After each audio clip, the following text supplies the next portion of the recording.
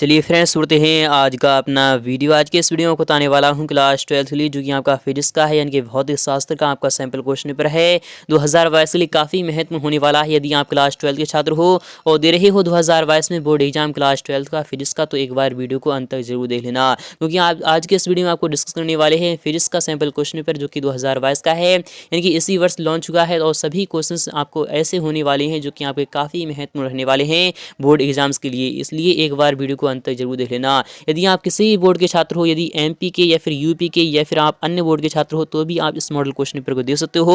फिलहाल की है स्पेशली एमपी बोर्ड का ही मॉडल क्वेश्चन पेपर रहने वाला है, और ऑल क्वेश्चंस आपके जो रहने वाले हैं वो सभी आपके एनसीईआरटी बेस्ड ही रहने वाले हैं, इसलिए आप किसी भी बोर्ड के हो तो भी आप इस क्वेश्चन पेपर को दे सकते हो। तो मैक्सिमम आप यानी कि आपका 70 मार्क्स का पेपर होता है, तो आपको पता होना चाहिए। और टाइम आपको 3 घंटे का मिलेगा क्वेश्चन पेपर को सॉल्यूशन करने के लिए। टोटल नंबर ऑफ पेज यह क्वेश्चन पेपर आपका 8 पेज में छापा गया है, और टोटल नंबर ऑफ क्वेश्चन यानी कि इस क्वेश्चन पेपर में आपके 22 क्वेश्चन रहने वाले हैं, तो अंत तक वीडियो को जरूर देख लेना। तो शुरू करते हैं आज का अपना वीडियो। तो फ्रेंड्स, आपके सामने इंस्ट्रक्शंस यानी कि निर्देश इस प्रकार से हैं, आप यहाँ पर पढ़ लीजिएगा। फिलहाल कि यहाँ पर सही से नहीं दिख रहा है, आपको यहाँ पर देखना होगा और समझना होगा कि सभी प्रश्न अनिवार्य हैं, इनका ऑल क्वेश्चंस आर कंपल्सरी। प्रश्न क्रमांक 5 से लेकर 22 तक आपको प्रत्येक प्रश्न के लिए आंतरिक विकल्प दिए हैं, इनके विकल्प के आधार पर ही आपको क्वेश्चन को सॉल्व करना होगा। सेकंड वाला कह रहा है प्रश्न क्रमांक 1 से लेकर 4 तक आपको प्रत्येक प्रश्न पर 5 अंक यानी कि क्या किए गए हैं, तो वह आवंटित हैं, इनके निर्धारित किए गए हैं। इनके एक क्वेश्चन का जवाब देने पर आपको 1 अंक मिल जाएगा, जिसमें कि आपका 5 क्वेश्चन रहने वाले हैं। तो 5 क्वेश्चन में आपका यानी एक क्वेश्चन जो रहने वाला है उसमें आपके 5 क्वेश्चन रखे जाएंगे।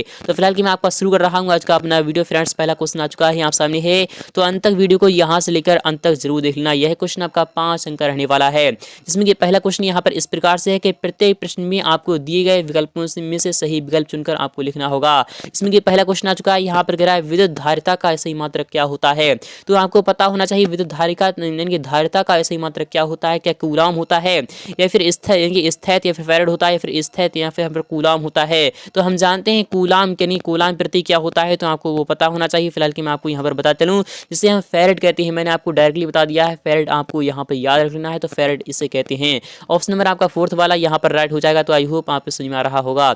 सेकंड वाले क्वेश्चन की बात करें कि किसी चालक में विद्युत धारा का जब प्रवाह होता है, तो अणुओं का प्रवाह होता है, या फिर मुक्त इलेक्ट्रॉनों का प्रवाह होता है, या फिर प्रोटॉनों का प्रवाह होता है, या फिर आयनों का प्रवाह होता है। तो हम जानते हैं मुक्त इलेक्ट्रॉनों का प्रवाह होता है, इनके सेकंड वाला ऑप्शन आपका यहाँ पर राइट हो चुका है। तो आई होप आपको समझ में आ रहा होगा। नेक्स्ट की बात करें कि चुंबकीय क्षेत्र की जो तीव्रता होती है उसका ऐसा ही मात्रक या फिर मात्रक क्या होता है, क्या न्यूटन प्रति एम्पियर मीटर होता है, या फिर आपका न्यूटन प्रति एम्पियर स्क्वायर मीटर होता है, या फिर आपका न्यूटन प्रति एम्पियर मीटर स्क्वायर होता है, या फिर न्यूटन एम्पियर होता है। तो आपको यहाँ पर पता होना चाहिए न्यूटन प्रति एम्पियर मीटर जो होता है वह चुंबकीय क्षेत्र की तीव्रता का ऐसा ही मात्रक होता है, यानी कि ऑप्शन नंबर आपका पहला वाला यहाँ पर राइट हो चुका है। तो आई होप आप समझ में आ रहा होगा। नेक्स्ट की बात नहीं, यहाँ पर यांत्रिक ऊर्जा को विद्युत ऊर्जा में कन्वर्ट यानी कि बदलने की युक्ति को क्या कहते हैं। तो आपको पता होना चाहिए क्या कहते हैं, एसी डायनमो या फिर विद्युत जनित्र कहते हैं। क्या कहते हैं, विद्युत जनित्र। आपको यहाँ पर याद रख लेना है, विद्युत जनित्र भी इसी को ही हम कहते हैं। क्या कहते हैं, विद्युत जनित्र, आपको याद रख लेना है। तो आई होप आपको समझ में आ रहा होगा। नेक्स्ट की बात, नेक्स्ट वाला क्वेश्चन भी आपका इंपॉर्टेंट है कि टेलीविजन नेटवर्क में प्रयुक्त तरंगे होती हैं माइक्रो तरंगे, या फिर अल्ट्रा उच्च तरंग आवृत्ति रेडियो तरंगे, या फिर आपका गामा किरणें होती हैं, फिर परावैंगनिक किरणें हैं तो होती हैं। तो हम जानते हैं अल्ट्रा उच्च आवृत्ति रेडियो तरंगे जो होती हैं वह टेलीविजन नेटवर्क में प्रयुक्त तरंगे होती हैं। ऑप्शन नंबर आपका सेकंड वाला यहाँ पर बिल्कुल राइट हो चुका है। तो आई होप आपको समझ में आ रहा होगा।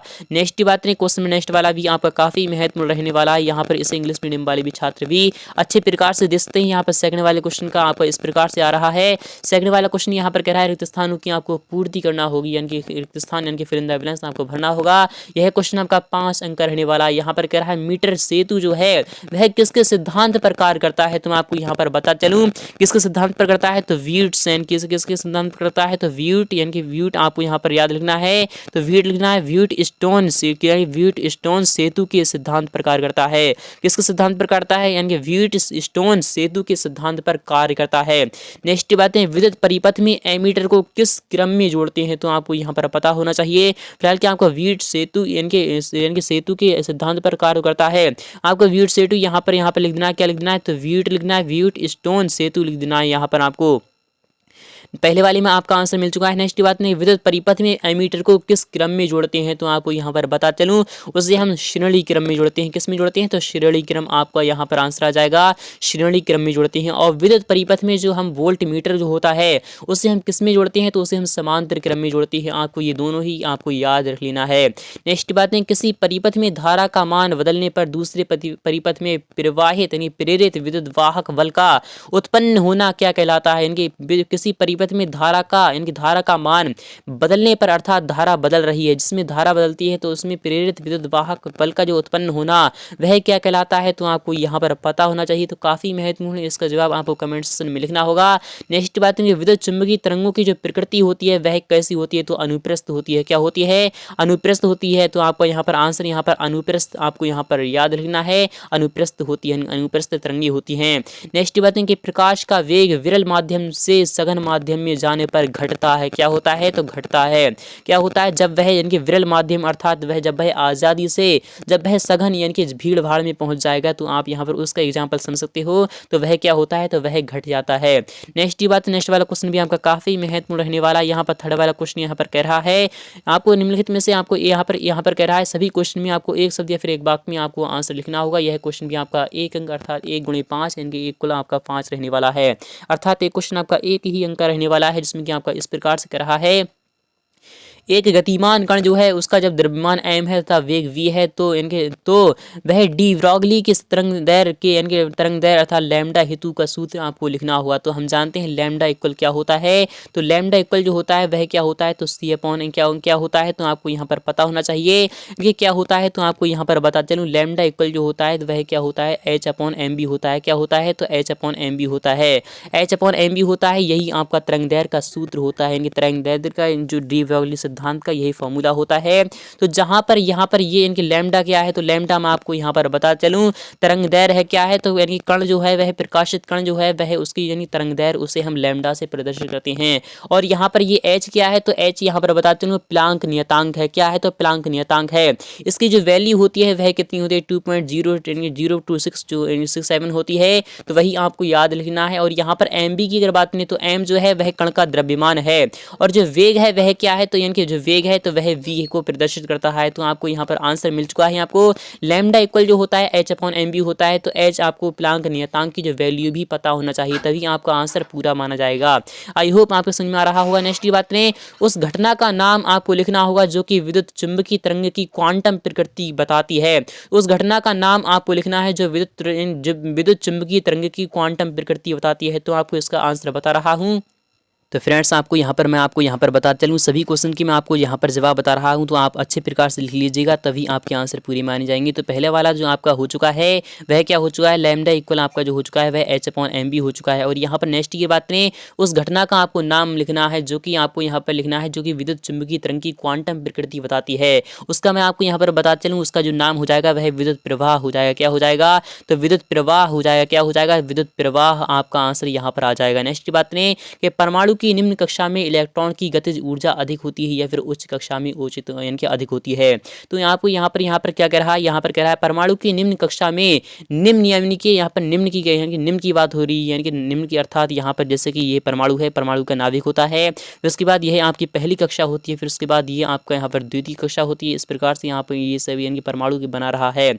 यहाँ पर यानी कि जो निम्न कक्षा होगी वह कौन सी होगी, तो यह आपकी यानी कि गतिज ऊर्जा अधिक होती है, या फिर आपकी उच्च कक्षा में होती है। तो उच्च कक्षा कौन सी होती है, उच्च कक्षा ये ऊपर वाली होती है, और निम्न कक्षा जो होती है वह ये वाली होती है। तो आपको यहाँ पर बता चलूँ, यहाँ पर मैं रंग चेंज करके बता रहा हूँ, आपको यहाँ पर याद रखना है। यहाँ पर ये जो है यह आपकी निम्न कक्षा है और यहाँ पर ये उच्च कक्षा है। तो यहाँ पर किसमें यानी कि इलेक्ट्रॉन की इसमें जो अर्थात इसमें जो इलेक्ट्रॉन घूमते हैं कक्षा में, उसमें किसकी ऊर्जा जो होगी वह अधिक होगी। तो आपको यहाँ पर बता चलूँ जिसकी ऊर्जा गतिज ऊर्जा जिसकी जो अधिक होगी वह किसकी होगी, तो गतिज ऊर्जा यहाँ पर इस वाले की अधिक होगी, अर्थात उच्च ऊर्जा यानी कि उच्च यहाँ पर आंसर आ जाएगा आपका उच्च आ जाएगा। क्या आ जाएगा, तो उच्च आ जाएगा। तो आपको सिंपली याद रख लेना है। यहाँ पर कह रहा है परमाणु की निम्न कक्षा में इलेक्ट्रॉन की गतिज ऊर्जा अधिक होती है या फिर उच्च कक्षा में, तो आपका आंसर आ जाएगा उच्च कक्षा में। किसमें होती है, तो उच्च कक्षा में आपको याद रखना है। उच्च कक्षा में क्या होती है, आपको यहाँ पर आंसर आ जाएगा उच्च कक्षा में। नेक्स्ट की बात नहीं कि परमाणु का नाभिकीय मॉडल किसने प्रस्तुत किया था। तो हम जानते हैं परमाणु का जो नाभिकीय मॉडल जो है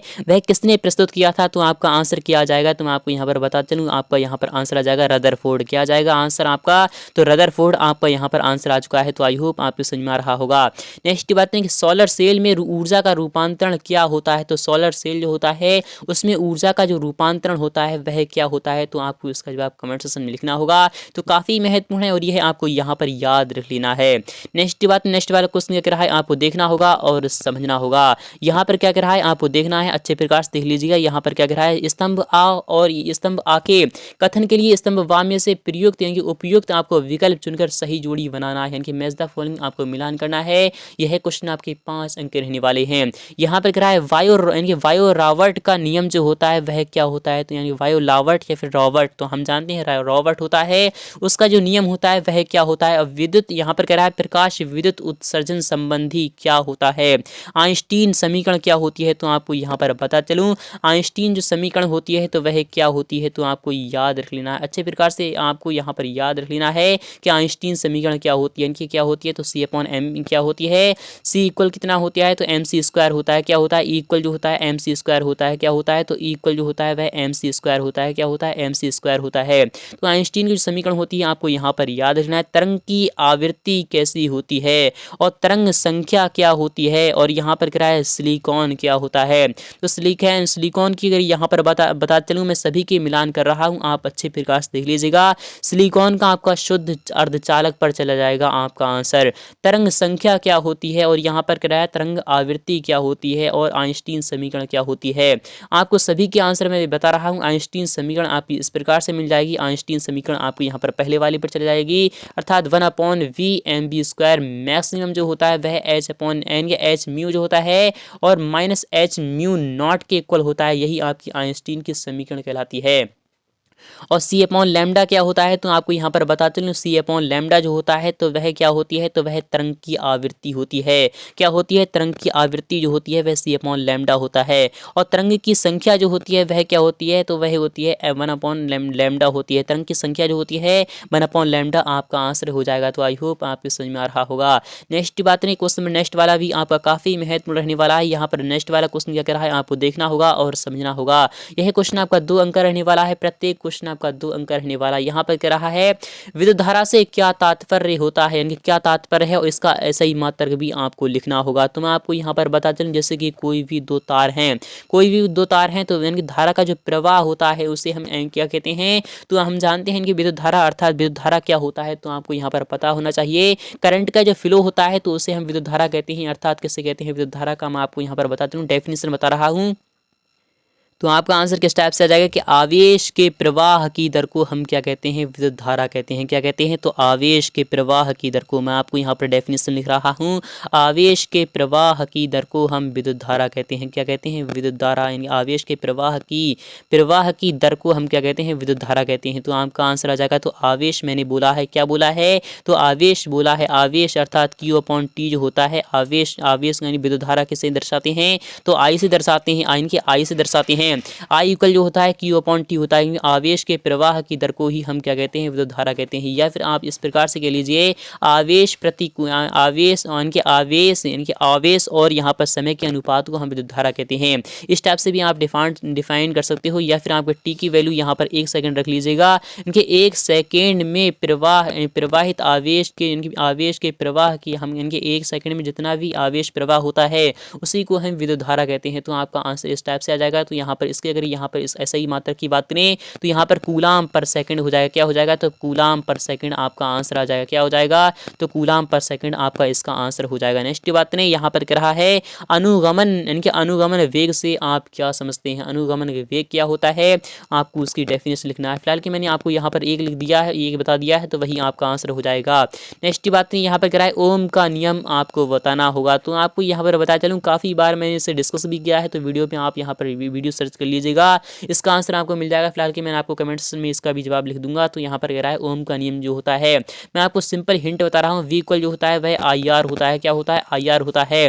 अर्थात यानी कि विद्युत प्रवाह की यानी कि प्रवाह हितदार और यहाँ पर जो रेजिस्टेंस होता है यानी विद्युत प्रतिरोध जो होता है उसके गुणनफल को हम क्या कहते हैं, तो उसके हम क्या कहते हैं तो आपको यहाँ पर वोल्ट कहते हैं, फिर हम वेग कहते हैं, विभव कहते हैं। वही ओम का नियम होता है, तो आपको ओम का नियम यहाँ पर पूरी की डेफिनेशन आपको लिखना है और यहाँ पर चित्र ही बनाना है। फिलहाल की मैंने आपको वीडियो में बता दिया है, तो उसके माध्यम से आप पूरा का पूरा यानी कि डेरिवेशन भी कर सकते हो। विद्युत सेल किसे कहते हैं, तो विद्युत सेल आपको यहाँ पर पता होना चाहिए। विद्युत सेल दो प्रकार के होते हैं, कौन कौन से होते हैं, इनके कौन कौन से होते हैं, शुष्क और कैसे होते हैं, आपको वो लिख देना है। नेक्स्ट बात ने यहाँ पर कह रहा है वल कुंडली धारा मापी को अमीटर से कैसे परिवर्तित करते हैं। इनके क्या कह रहा है, वल कुंडली धारा मापी को अमीटर से कैसे परिवर्तित करते हैं, आपको लिखना होगा। और वल कुंडली धारा मापी से चुंबकीय क्षेत्र को आपको त्रिज्या यानी किया जाता है, तो आपको क्यों और कैसे किया जाता है, आपको वो सभी लिखना है। फिलहाल के नेक्स्ट पार्ट में इसका सॉल्यूशन दिखा दूंगा। यहाँ पर कह रहा है चुंबकीय क्षेत्र में गतिशील आवेशित कण पर लगने वाले बल को क्या कहते हैं। चुंबकीय क्षेत्र में गतिशील आवेशित कण पर लगने वाले इनके बल को क्या कहते हैं, इसका सूत्र भी आपको लिखना होगा। तो आपको यहाँ पर इसका आंसर मैं आपको यहाँ पर बता रहा हूँ। तो आपका आंसर मैं आपको यहाँ पर बता रहा हूँ। यहाँ पर क्या आंसर आ जाएगा, तो यहाँ पर क्या कह रहा है, आपको देखना होगा कि चुंबकीय क्षेत्र में गतिशील आवेशित कण जो होता है उस पर लगने वाली आवेश को हम क्या कहते हैं, तो लॉरेंज क्या कहते हैं, लॉरेंज बल कहते हैं। क्या कहते हैं, लॉरेंज बल। आपका यहाँ पर आंसर आ जाएगा लॉरेंज बल। आई होप आपके समझ में आ रहा होगा। चुंबकीय क्षेत्र में गतिमान आवेशित कण की चाल नहीं बदलती है, क्यों नहीं बदलती है, आपको लिखना होगा। और शंट किसे कहते हैं, आपको यहाँ पर देख लीजिएगा। नेक्स्ट पार्ट में इसका सॉल्यूशन मैं आपको दिखा दूंगा। चुंबकीय फ्लक्स का आपको ऐसे सूत्र व विमीय सूत्र भी लिखना होगा। स्वपरिवर्तन गुणांक की आपको परिभाषा लिखना है, लेंज का आपको नियम लिखना है। इस प्रकार से आप यहाँ पर देख लीजिएगा। नेक्स्ट पार्ट में इसका सॉल्यूशन मैं आपको दिखाने वाला हूँ। तो फ्रेंड्स मिलते हैं नेक्स्ट पार्ट में फुल्ली सॉल्यूशन, तब तक के लिए thank you, tata bye bye. यहाँ पर देख लीजिएगा। यहाँ पर क्या कह रहा है कि वायु में एक दूसरे से 30 सेंटीमीटर दूरी पर रखे दो छोटे आवेशित गोलों पर क्रमशः यहाँ पर 2 × 10⁻⁻7 कूलाम तथा 3 × 10⁻7 कूलाम आवेश हैं, उनके बीच कितना बल कार्य करेगा। तो आपको यहाँ पर आंसर इस टाइप से मैं आपको यहाँ पर दिखा रहा हूँ।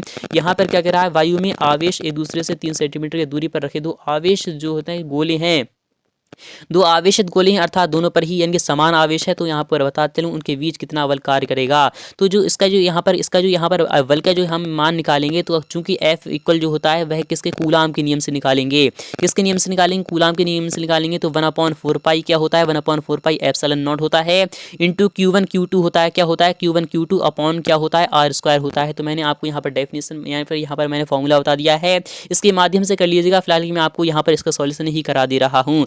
1/4 पाई एप्सिलॉन नॉट की जो वैल्यू होती है वह कितनी होती है, तो आपको यहाँ पर पता होना चाहिए। 1/4 पाई एप्सिलॉन नॉट की जो वैल्यू होती है, तो मैं आपको यहाँ पर बता चलूँ, वह होती है आपकी 9 इंटू कितनी होती है, तो वह होती है आपकी 9 × 10⁻9 होती है। कितनी होती है, 9 × 10⁻9 होती है।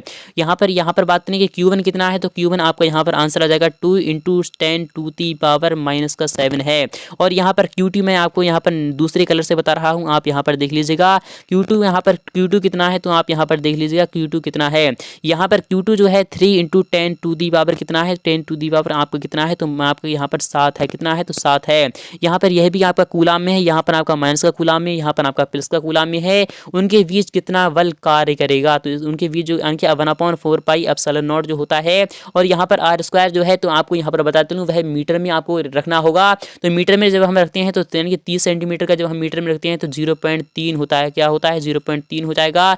0.3 का स्क्वायर हो जाएगा। तो आपको यहाँ पर इसका स्क्वायर करके मैं आपको यहाँ पर बता रहा हूँ, इसका जो आंसर आ जाएगा वह कितना आ जाएगा, तो 0.0900 आ जाएगा। क्या आ जाएगा, 0.0900 आपका यहाँ पर आंसर यहाँ पर आ जाएगा। ये इस प्रकार से आ जाएगा। तो आपको सिंपली कुछ भी नहीं करना है। 10 यहाँ पर ये तो आप यहाँ पर कट चुकी है, क्योंकि यहाँ पर माइनस का 7 है और यहाँ पर आपका प्लस का 7 है। इस टाइप से यहाँ पर कट जाएगी। और यहाँ पर कितना है, 9 है, इंटू 10⁻⁻, यहाँ पर 9 है। तो आप यहाँ पर अच्छे प्रकार से देख लीजिएगा।